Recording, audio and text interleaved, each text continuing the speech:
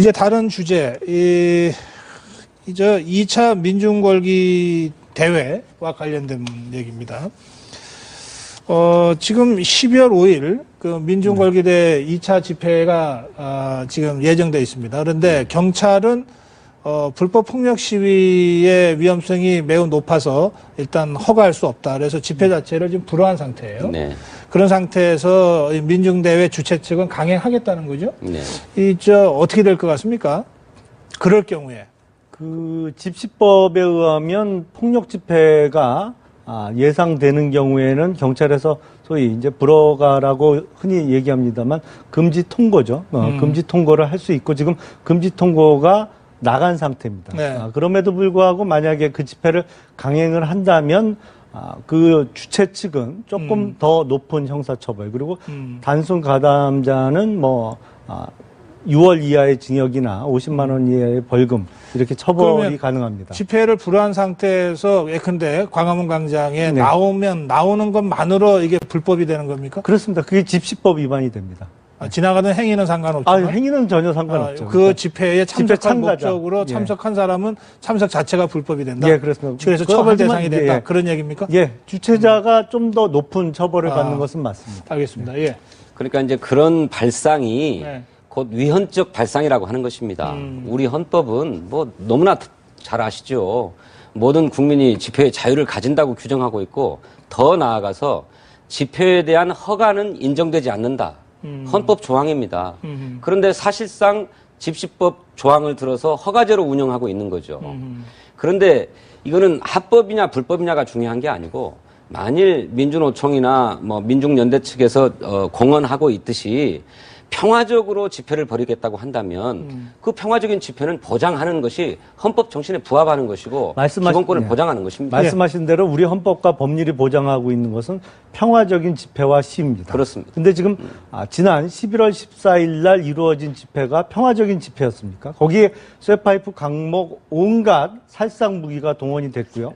그래서 다시 똑같은 주체, 민주노총과 전농이 주최하는 제2차 민중총궐기 대회가 또 폭력 시위가 재현될 것이 명백하기 때문에 금지 통고를 한 것이고요. 그것은 어느 나라나 헌법과 법률에 의해서 폭력 집회를 허용하는 나라는 없습니다. 그래서 그것은 처벌 대상이 되는 것이죠. 명백하고 급박하는 위험이 현존해야 하죠. 그런데 지금 불법 폭력 집회가 예견된다라고 하는 예단으로 금지 통보를 한 거잖아요.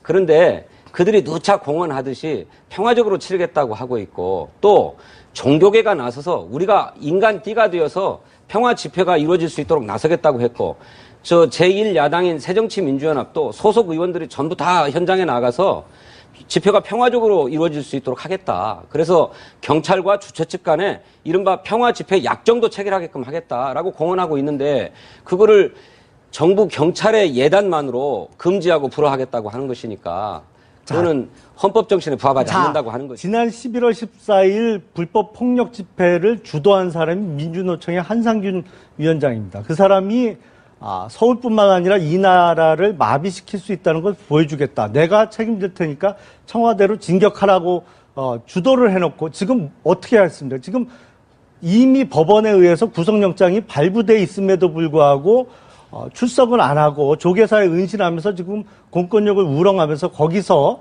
12월 5일 날 제2차 민중총궐기에 나서라고 독려하고 있는 상황에서 지금 그것이 단순하게 평화 집회가 이루어질 거라고 그냥 막연한 기대를 하고 서울 도심을 지금 복면에 쇠파이프를 든 민주노총 사람들에게 그냥 별일 없이 쇠파이프를 휘두르지 않고 해산해 주기를 기다리면서 그것을 다시 허가를 해줘야 됩니까? 그러니까 그렇다면 적어도 한상균 위원장이 수사기관에 출석을 해서 내가 지난 11월 14일 날 잘못을 했고 지금부터는 법 질서를 존중하겠다라는 태도를 어느 정도 보여주면서 그런 얘기를 하면 모르겠습니다만 지금 공권력을 우롱하면서 지금 계속 거기서 불법을 독려하고 있는데 뭘 기대하고 지금 그걸 허가해 준다는 말씀을 너무 길게 하시니까 11월 14일 날 집회도 민주노총 등이 평화적으로 인도로 행진하겠다라고 이를테면 집회신고, 행진신고를 했는데 그걸 경찰이 불허하고 금지하고 차벽을 세웠지 않았습니까? 그렇게 원천 봉쇄했기 때문에 경찰도 그런 과잉한 대응과 진압이 이쪽 시위에 참여한 사람들의 분노를 유발하면서 그런 폭력적인 사태가 일어났다. 저희들은 그렇게 생각합니다. 두 번째로 설사 저들이 저렇게 나온다 하더라도 과거에 그런 경험이 있다 하더라도 지금은 그런 데에서 반면교사 삼아서 12월 5일 집회만큼은 평화적으로 치르겠다고 국민 앞에 공언하고 있는 것 아닙니까? 예. 그렇다면 국민의 기본권을 보장한다고 하는 차원에서 그 약속을 준수하도록 하면서 평화 집회를 보장해야죠. 아니 말로만 그러고 그게 지금 공권력의 수사기관에 태도죠. 출석도 안 하고 이미 법원에 의해서 구속영장이 발부돼 있음에도 불구하고 조계사에 숨어서 지금 나 잡아봐라 하고 있는데 그 말을 믿고 지금 그 집회를 허가해 줘야 된단 말씀입니까?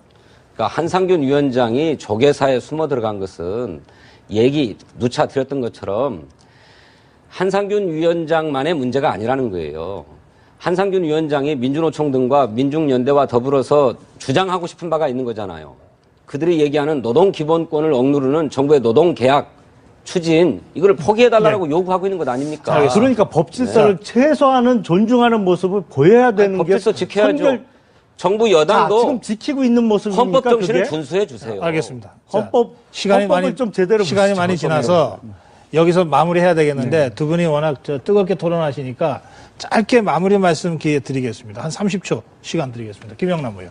자, 어느 나라나 평화적인 집회와 시위는 보장을 합니다. 그리고 대한민국도 마찬가지입니다. 그렇지만 거의 지금 일상화되고 있는 특히 민주노총이 집회하는 시위나 집회는 거의 폭력 사태가 일어나고 있는데 더 이상 서울 도심, 수도 서울의 심장부를 저들이 그냥 좌지우지하게 놔둘 수는 없다고 생각합니다. 알겠습니다. 진성준 의원. 정부와 경찰의 일방적인 예단으로 국민의 기본권인 집회의 자유가 늘 원천 봉쇄당해 왔습니다. 저는 그것이 폭력을 유발하는 근본적 원인이었다고 생각합니다. 이제 정부와 여당이 태도를 바꿔서 평화적인 집회는 보장하겠다라고 하는 이런 전향적인 태도를 취해주기를 촉구합니다. 알겠습니다. 두 분 말씀 여기서 마무리하겠습니다. 고맙습니다. 네. 네, 감사합니다.